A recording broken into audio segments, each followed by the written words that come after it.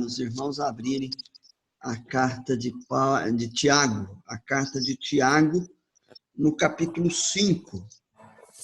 Carta de Tiago, capítulo 5.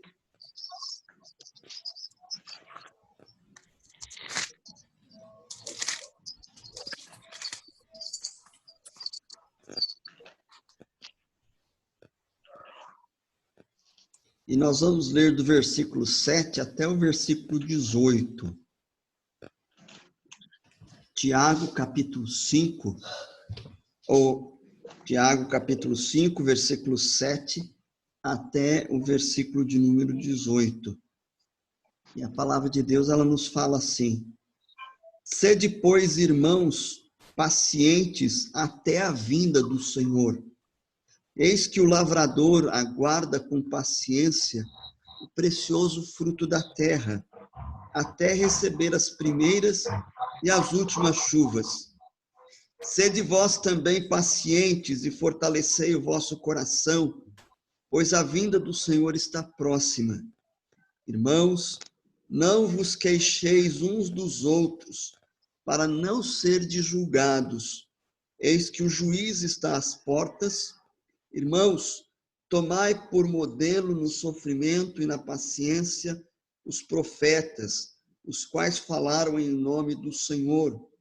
Eis que temos por felizes os que perseveram firmes.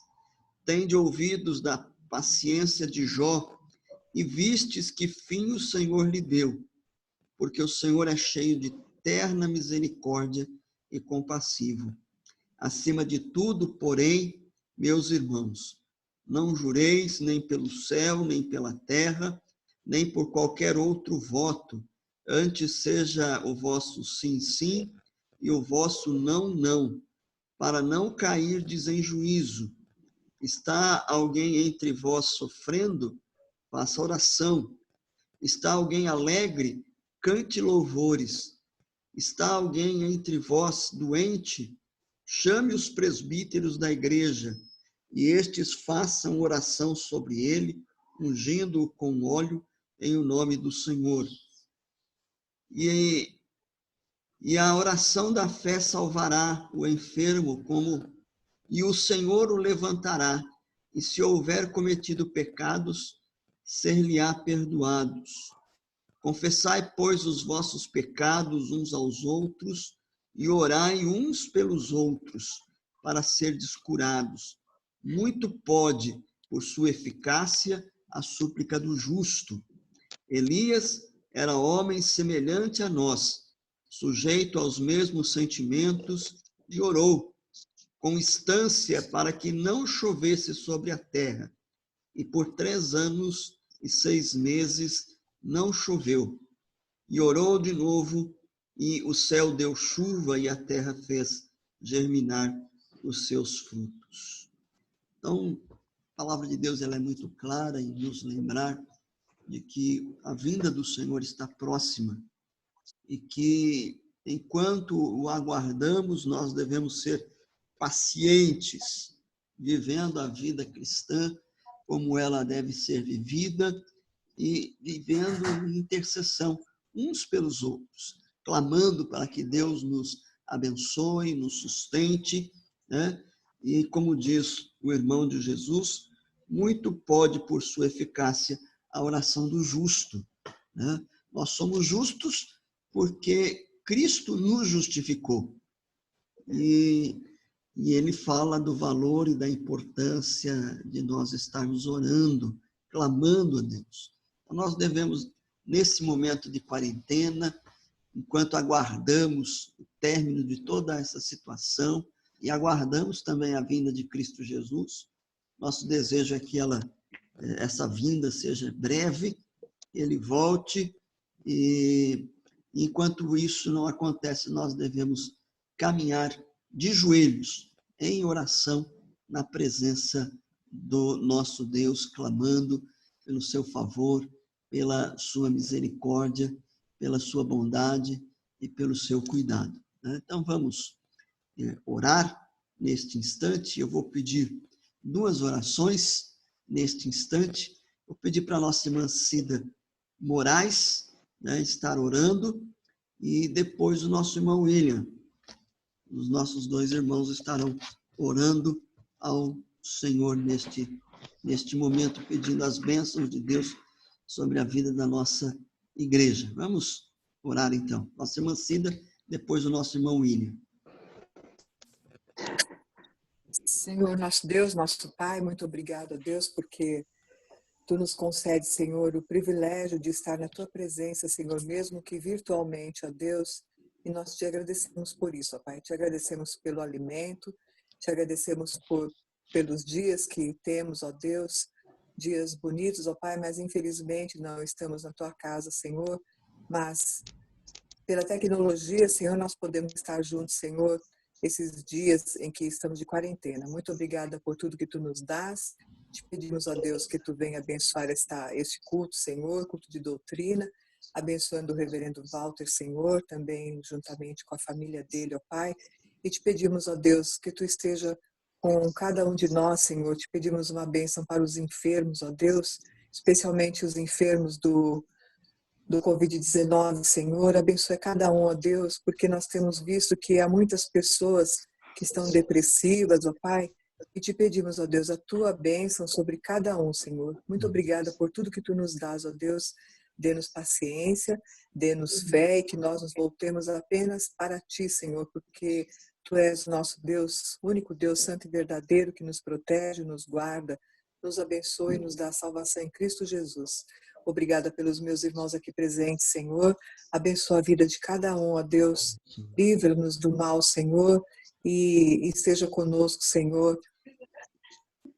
E esteja conosco, ó Deus, e nos abençoando. Muito obrigada por tudo. Te agradecemos em nome de Jesus, com perdão dos nossos pecados. Amém. Amém.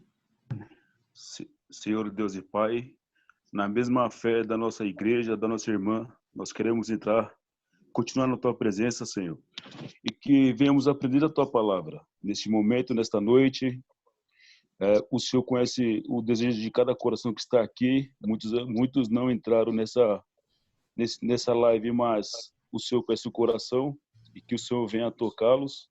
E que, Pai, a Tua igreja, Senhor, que está perante da Tua presença, clamando pelos enfermos, Senhor.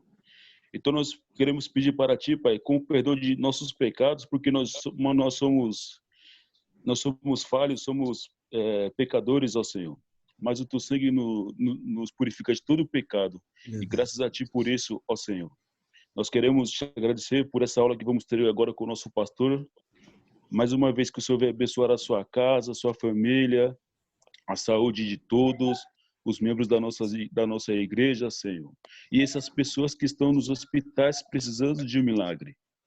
O que nós pedimos para Ti, Pai, pela Tua misericórdia, é no nome do Senhor Jesus Cristo, nosso Senhor e Salvador. Que o Senhor venha alcançar, Pai, venha trazer a felicidade de volta, que as nossas vidas, Pai, diante da Tua presença venham voltar, Pai, como era antes, Senhor. Mas sim, agora com cuidados, com mais temor a Ti, ó Pai. E em nome de Jesus, Pai, através da Tua palavra, que o Senhor possa vir nos ensinar a caminhar juntamente contigo, Pai. Senhor, segura a nossa mão, Senhor. Em nome de Jesus Cristo, ó Pai, abençoa todos agora, nesse momento. É assim o desejo do meu coração, ó Senhor. E que o Senhor use o pastor nesse momento, que através da Tua palavra, o Senhor venha falar conosco. Amém. E graças a Deus. Amém, Senhor. Amém. Amém, Senhor. Nós vamos, neste momento, entoar um hino. Vamos entoar o hino 127. Cadê o meu?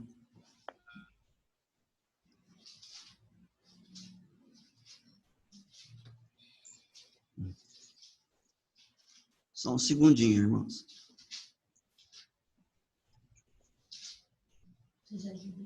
Não. Consegui aqui. Hino 127 do Novo Cântico, que nós vamos entoar nesse momento. Amém.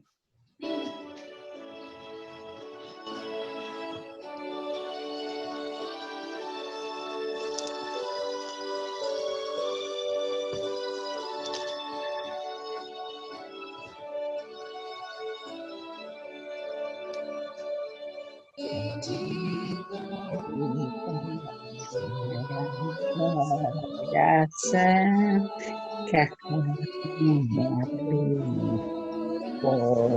coração, o qual Jesus, ao Pai suplica, Senhor, eterno cuidado e dor,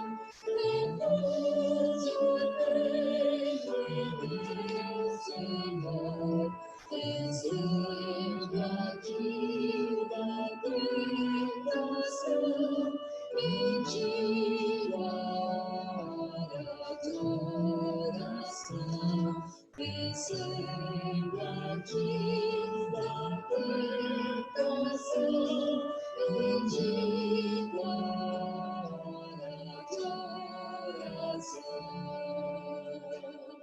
Bendita hora da oração, quando a fervente petição se eleva ao trono do Senhor, e atende a voz do meu clamor, pois Ele ordena recorrer ao seu amor, ao seu poder, contente sem perturbação, eu busco a hora de oração, contente sem perturbação, eu busco a hora de oração.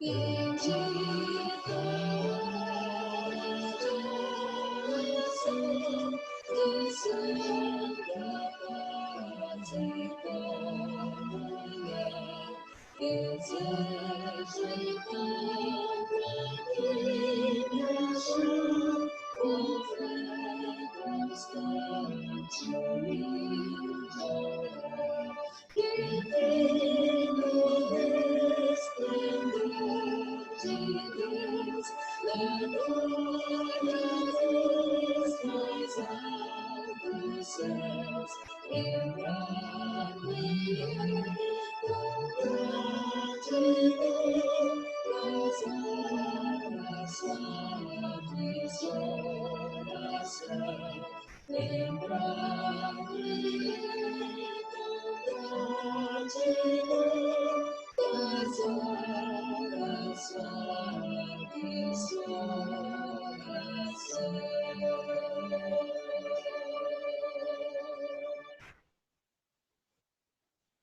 Amém. Né? E de fato nós possamos sempre, continuamente orarmos a Deus, caminhar na dependência dEle. Nós vamos ter mais um momento de oração.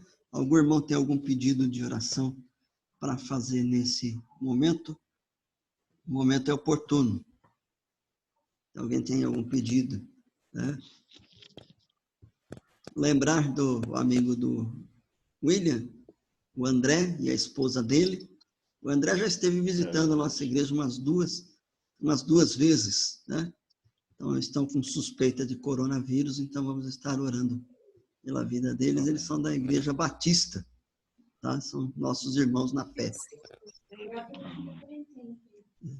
Pastor, eu quero agradecer pela Débora, que ela teve bem ruim esses dias, certo. E foi duas vezes no médico essa semana, e eles passaram um remédio bem forte para ela, que ela nem estava nem respirando direito.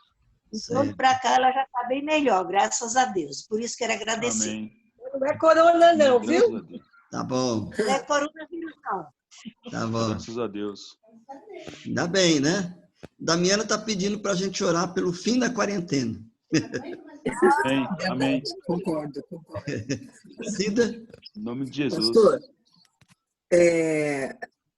eu não sei se eu conheço o reverendo Clóvis Falcão. Já ouviu falar, né? Só de Isso, nome. então. A esposa dele, a Martinha, ela tem um tipo de... Ela faz tratamento oncológico, sabe? E Sim. ela esteve mal esses dias, então a gente está orando por ela, né?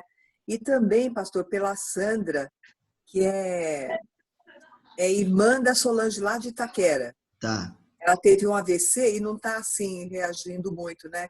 E o Certo. marido da Solange também, o Edilson, está com uma alergia, pastor, que está meio, assim, difícil controlar. Ela Tá. diz que ele está dormindo sentado até, sabe? Poxa vida. E tá meio complicado, então, para a gente orar por eles, tá Vamos bom? sim. A Sandra, Solange, Edilson, né? Isso. Tá. Mais algum pedido de oração? A Martinha, pastor. A Martinha. A Solange, que a Sandra, irmã da Solange. Isso. A Marta, esposa do reverendo Clóvis. Então, vamos ter duas orações nesse momento. Quem está querendo falar? Mari? Presidente, né? Porque a perseguição está grande. Vamos estar orando pelos políticos de uma forma geral, tanto os bons quanto os maus. Na verdade, a gente não sabe nem quem que é bom. Estou falando que assim, é mau. pastor. Quem é bom, quem é mau. É para orar por esse mundo e o governo, né? Porque está demais. É só Deus. Verdade. Né? Eles encontrem um consenso aí e resolvam essa situação.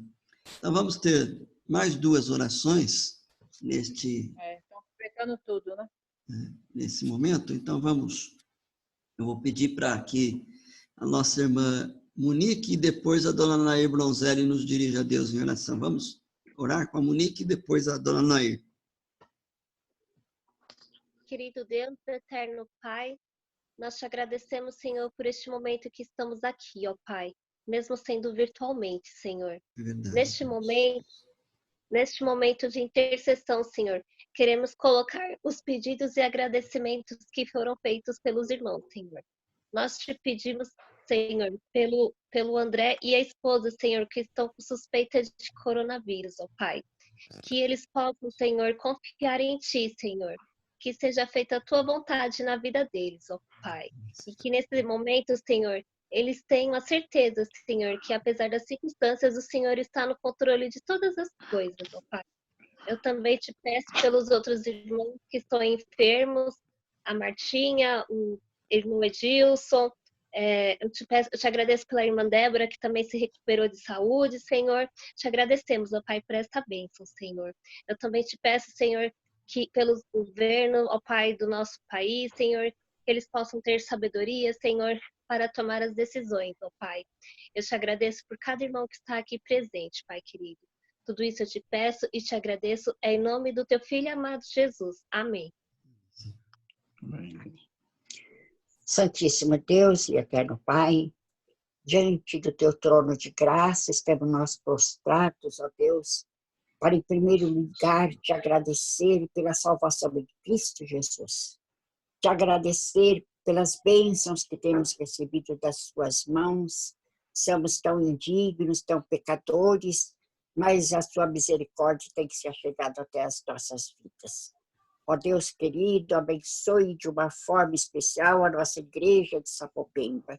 Ser grandemente com cada irmão, cada família, cada lar, Senhor Deus. Que o teu Espírito esteja nos moldando, Senhor Deus, para que realmente sejamos a família de Jesus. Para que podemos confiar, Senhor Deus, grandemente em Ti, Senhor Deus. Que o Senhor tem nos livrado de todo o mal, Senhor. Abençoe de uma forma especial os irmãos que pediram uma oração, Senhor Deus.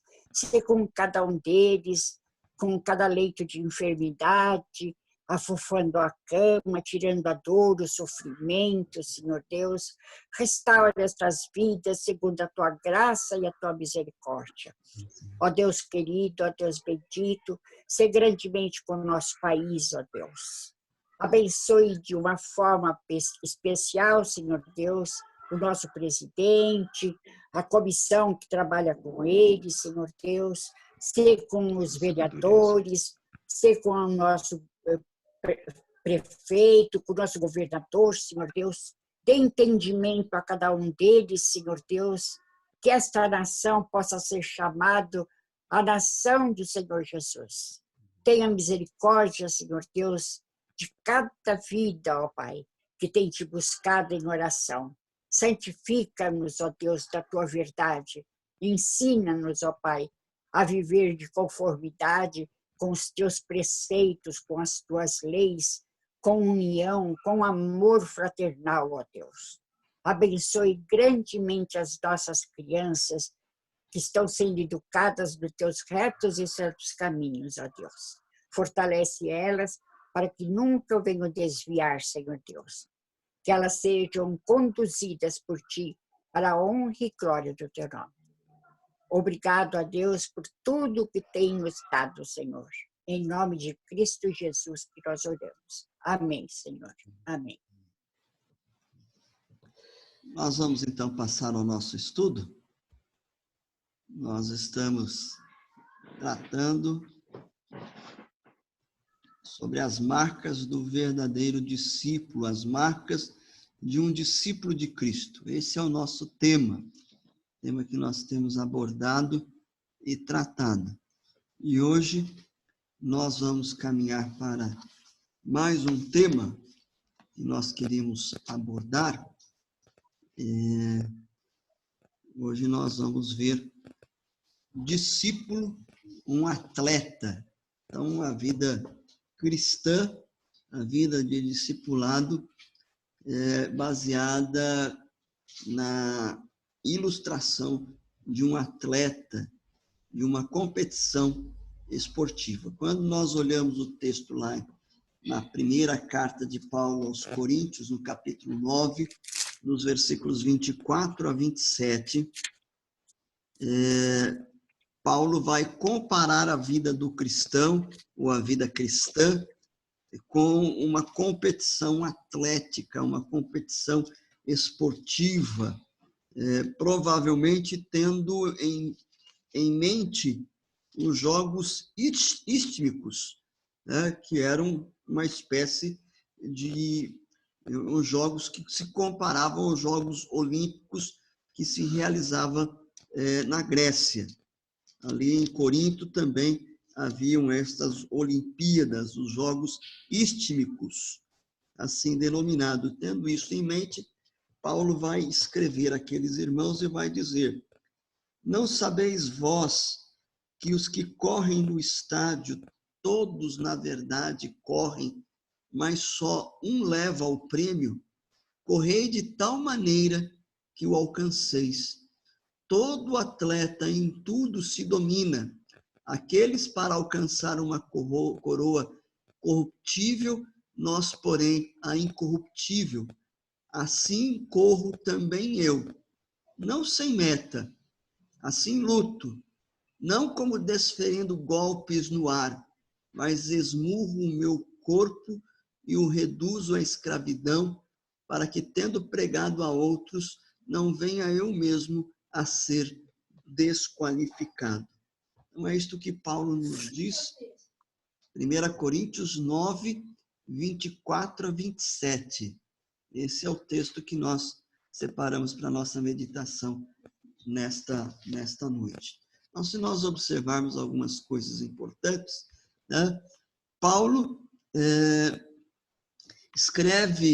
escreveu estas palavras aos cristãos que viviam na cidade de Corinto, justamente para dizer àqueles amados irmãos que a vida cristã é comparável a uma prova olímpica, a uma competição atlética ou uma competição esportiva. É como a corrida ou como uma luta. Essas duas imagens estão na mente do apóstolo Paulo.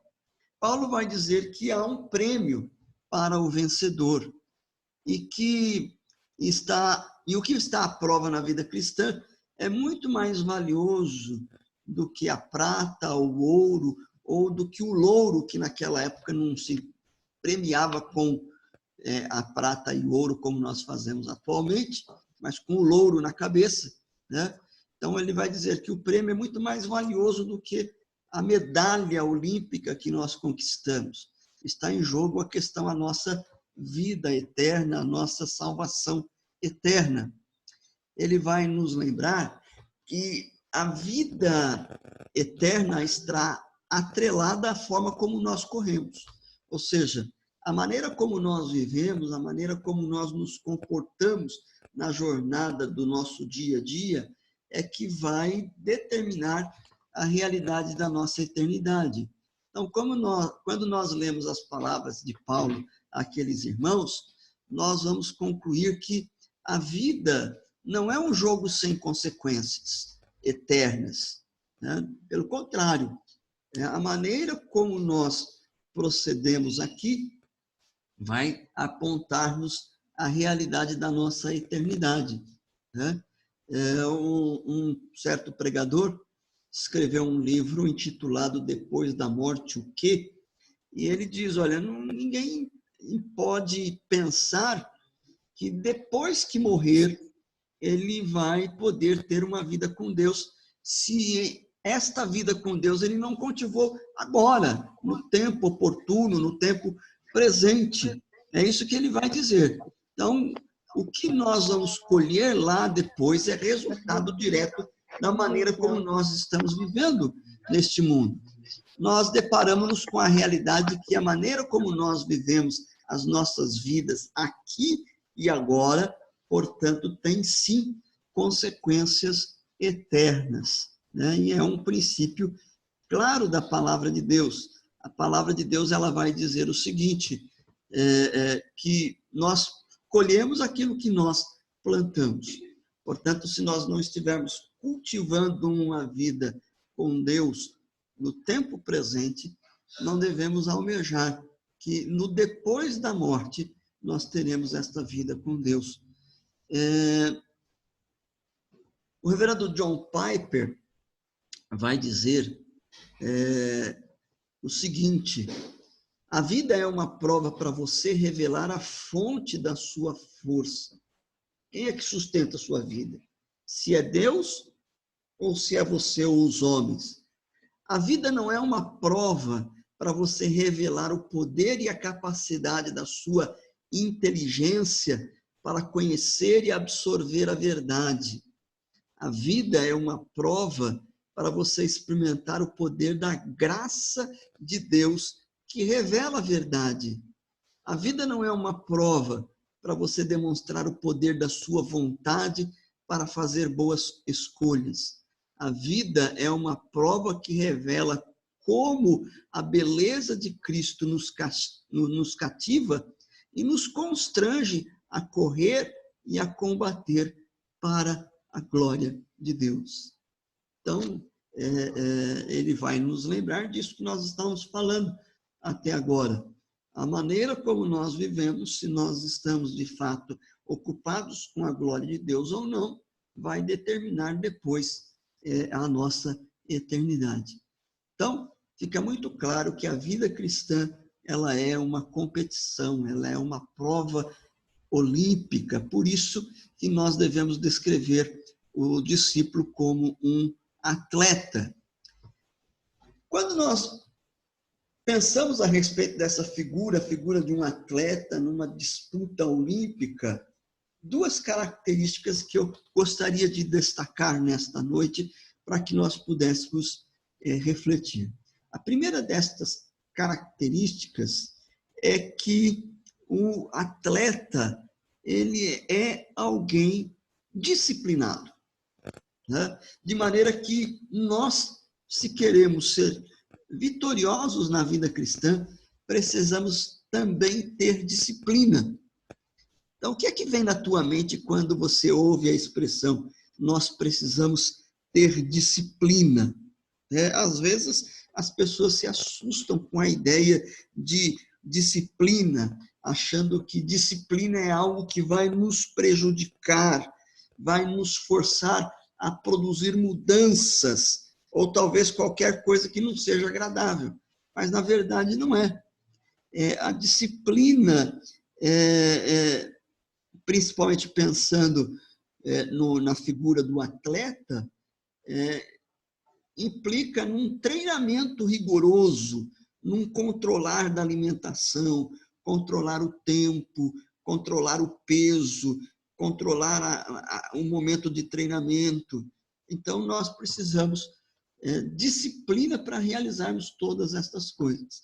Há uns anos atrás, a revista Veja fez uma publicação falando a respeito sobre o dia a dia na vida da seleção brasileira de ginástica olímpica.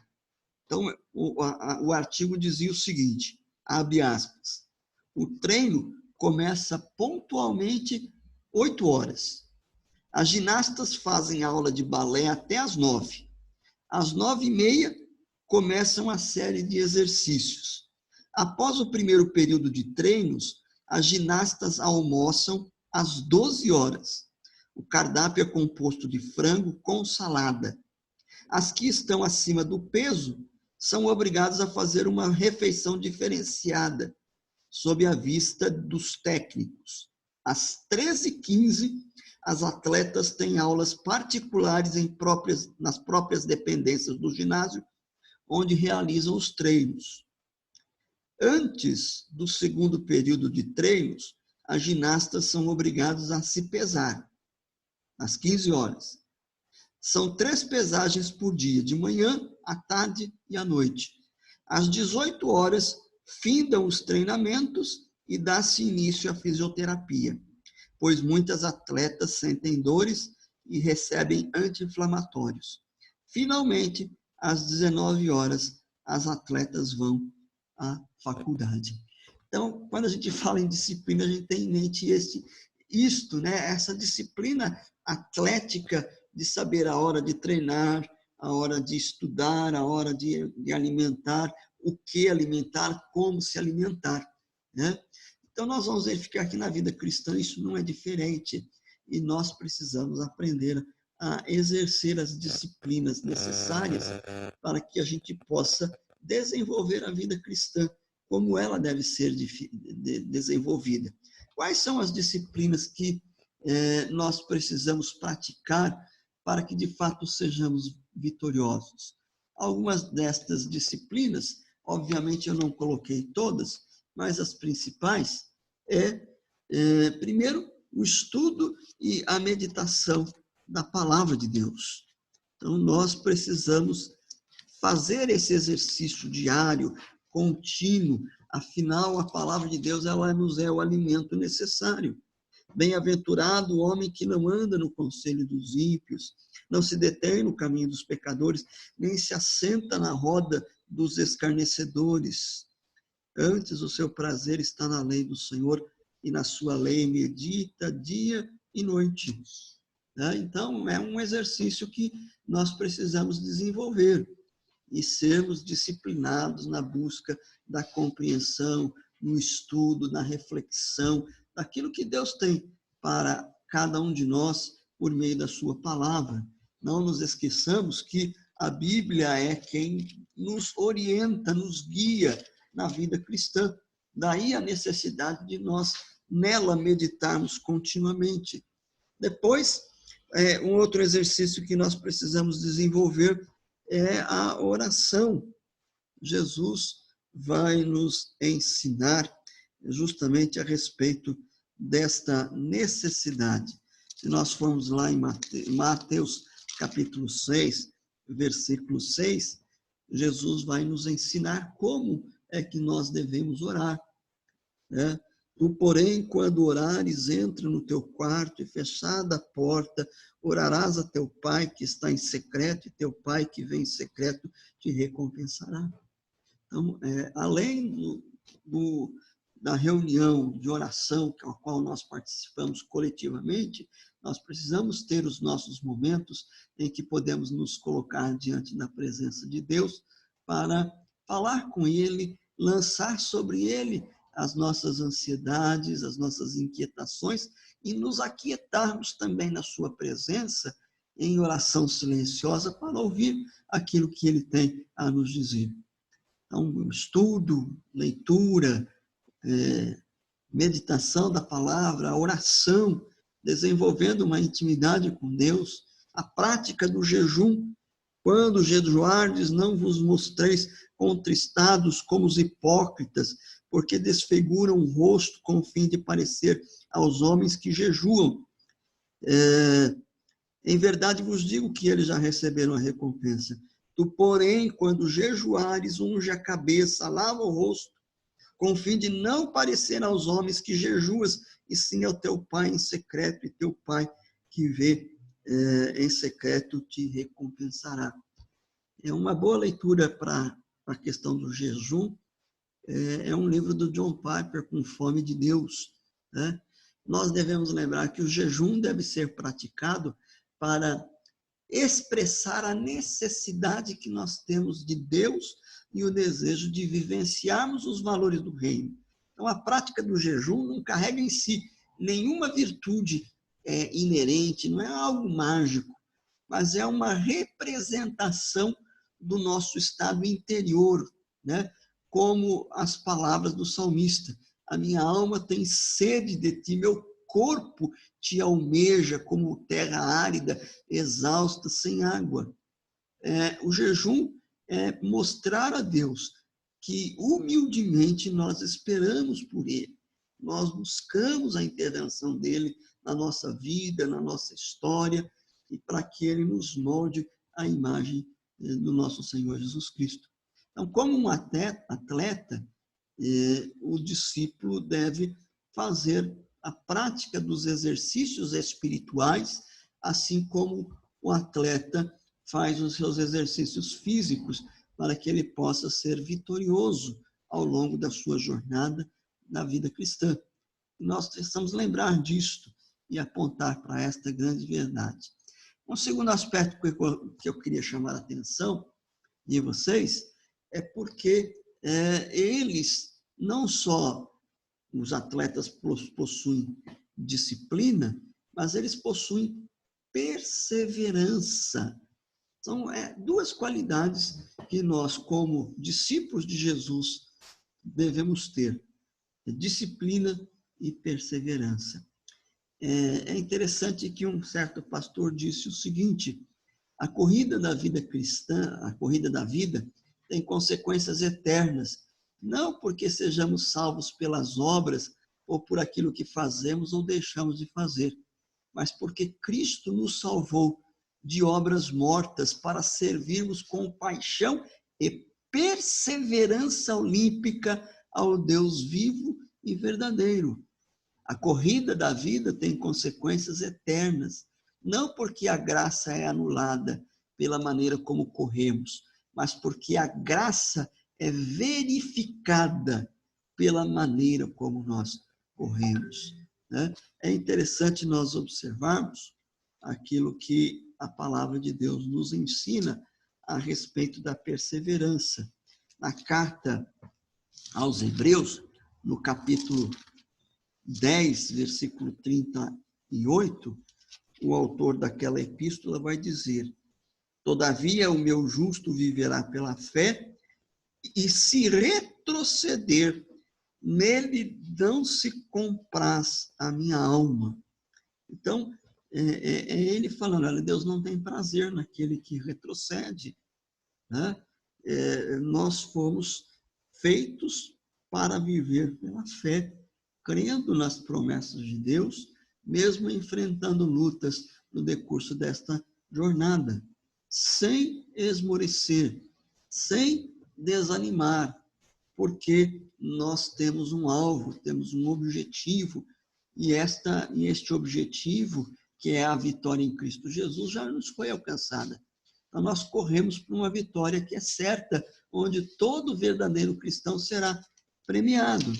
No capítulo 12, versículo 1, o mesmo autor vai dizer: portanto, também nós, visto que temos a rodear-nos tão grande nuvem de testemunhas, desembaracemo-nos de todo o peso e do pecado que tenazmente nos assedia.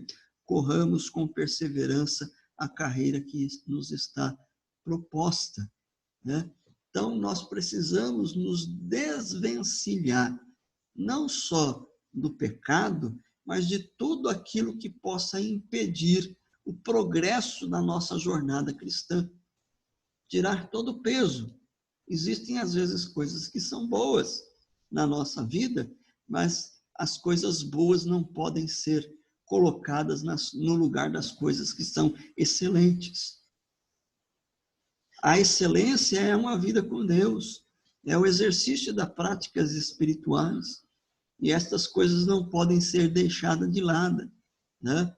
Ontem nós estávamos conversando em família, aqui em casa, e nós falávamos exatamente isso, porque às vezes as dificuldades da vida vêm e em vez de nós buscarmos a Deus em perseverança, nós nos afobamos, nós nos desesperamos, nós queremos resolver as coisas. E eu lembrava aqui em casa que Lutero, no dia que ele tinha mais coisas para fazer, mais responsabilidades, ele dizia: eu preciso levantar 2 horas mais cedo, porque eu preciso orar mais para poder dar conta de fazer tudo o que eu preciso fazer. Né? Hoje em dia, não. A gente tem coisa para fazer, em vez da gente se ocupar de buscar a Deus, a gente fica preocupado, tão preocupado, que a gente deixa Deus de lado. O cristão, ele precisa ser perseverante na sua jornada. Né? E mais do que nunca, eu creio que esse momento em que nós estamos vivendo é uma oportunidade para nós colocarmos em prática estes exercícios e sermos perseverantes. Né? Afinal de contas, de uma certa forma, a nossa vida mudou, a nossa rotina mudou, né? Os nossos horários mudaram, né? De maneira que nós podemos desenvolver a vida cristã ajustando-nos desta forma. Talvez, se antes nós não tínhamos estas práticas, a partir desse momento nós começamos a pensar melhor a respeito disto, né? É interessante que nós precisamos desenvolver, talvez não posso afirmar com toda clareza, mas é possível que às vezes Deus nos permita passar por essa pandemia para que a gente pare na loucura de vida que nós vínhamos vivendo, para lembrar que nós temos um Deus a quem nós devemos cultivar uma intimidade com Ele diariamente. Ele diz: olha, vocês estão tão inquietos com tantas coisas que não tem tempo para mim, então eu vou dar um jeito de vocês encontrarem um momento de me buscar. Né? E a minha oração é que, a partir desses momentos, nós possamos, então, desenvolver mais e mais esta prática. Nós não nos esquecermos, né? Que, como cristãos, nós precisamos ser perseverantes na vida cristã e caminharmos na presença do nosso Deus. Para encerrarmos a nossa reflexão nesta noite, eu queria terminar com esta frase: se você não se vê na prova, se você não está nem correndo, nem lutando, repense o seu cristianismo, recorra à graça.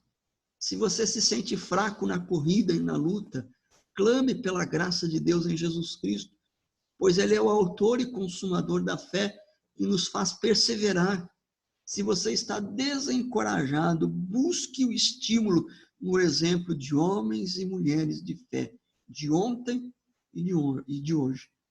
Então, que nós possamos refletir e lembrar que, como discípulos de Jesus Cristo, nós somos comparados a um atleta, onde se requer disciplina, onde se requer perseverança para vivermos uma vida cristã que honre e, de fato, glorifique ao nome do nosso Deus. Que Deus, assim, nos abençoe. Bem, nós vamos, neste momento, ter uma palavra de oração. Eu vou pedir para que a nossa irmã Cornélia nos dirija a Deus em oração, encerrando neste momento, então, a nossa reunião nesta noite. Eterno Deus, Pai amado, Muito obrigada, Senhor, por este dia. Muito obrigado pelas nossas vidas. Agradeço a Deus por esta reunião, Senhor, apesar de ser distante, um pouco distante, mas nós estamos vendo nossos irmãos que não tá indo na igreja, não estamos indo na igreja, mas estamos aqui, ó Deus, fazendo parte como que estivéssemos na igreja, louvando, bendizendo o teu santo nome e ouvindo a palavra através do teu filho pastor, que nos trouxe essa mensagem tão maravilhosa, ó Deus, para as nossas vidas. Senhor nosso Deus, abençoa todos nós nesta noite, guarda-nos, ó Deus, e nos livra, Pai querido, de todo mal. Em nome de Jesus, que eu peço e agradeço, com perdão dos meus pecados. Amém. Amém. Amém. Deus, de fato, nos abençoe.